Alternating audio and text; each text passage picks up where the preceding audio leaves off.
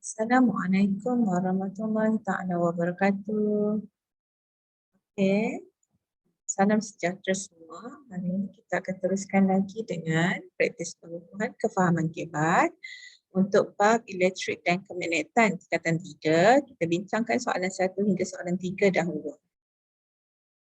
Okay, untuk motivasi kita pada hari ini, kejarlah apa yang bermanfaat bagimu dan mintalah pertolongan hanya kepada Allah. Jangan mudah menyerah. Jangan pernah berkata, kalau saja aku melakukan begini, pasti akan begini. Tapi katakanlah Allah telah mentakdirkan dan apa yang dia kehendaki pasti akan dilakukan. Apa yang berlaku semua atas takdir Allah. Jangan kita mudah nak berkata kalau dan kalau. Okay, sebelum kita mulakan kelas, kita baca doa dulu.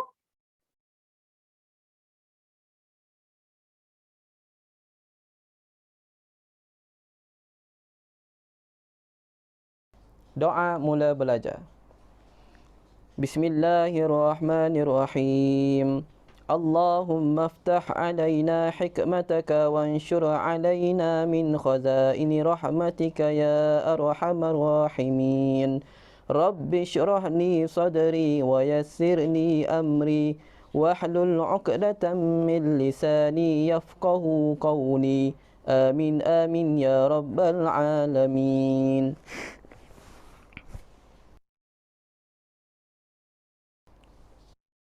Okay. Masuk kepada soalan kita. Rajah di bawah menunjukkan satu bencana hidroelektrik yang biasa digunakan di kawasan yang menerima hujan sepanjang tahun. Okay, nampak bencana hidroelektrik maksudnya ada air. Hidro itu sendiri bermakna air. So macam mana kamu nak ingat? Okay. Hidro adalah air. Elektrik, maksudnya bagaimana elektrik itu dijana menggunakan kuasa kinetik yang dihasilkan oleh air. So terangkan bagaimana penjana hidroelektrik ini berfungsi untuk menjana tenaga elektrik. Sebelum kita tengok soal jawapan, kita tengok pada gambar ni. Daripada gambar pun kita dah dapat gambaran lah macam mana elektrik dihasilkan. So, dia ada empangan dan dia ada generator dan ada turbin. So, air itu disimpan dalam empangan.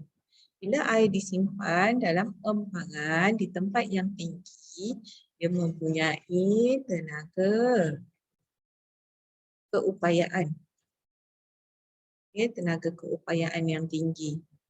So, bila dilepaskan air tersebut, tenaga keupayaan itu berubah kepada tenaga kinetik. Tenaga kinetik menggerakkan turbin. Jadi menggerak turbin,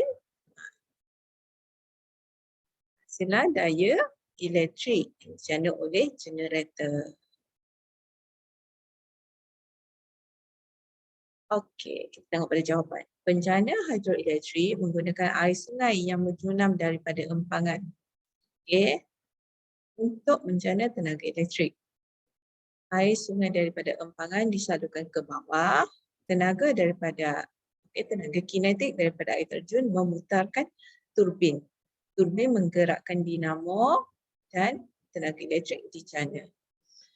Okey. Untuk soalan macam ni, kita nak ulang balik bahawa kalau kamu menjawab tak semestinya perlu ayat sama dengan teacher sebiji-sebiji. Tapi mesti ada poin-poin yang betul lah untuk penyataan soalan ni. So kalau kamu guna ayat kamu sendiri, itu lebih bagus. Ya, air disimpan dalam empangan. Okey. Bila air dilepaskan, air mempunyai tenaga kinetik yang tinggi. Tenaga kinetik itu menggerakkan turbin, lalu menjana tenaga elektrik. Itu pun dah cukup. Okay. Seterusnya, rajah di bawah menunjukkan sumber tenaga suria.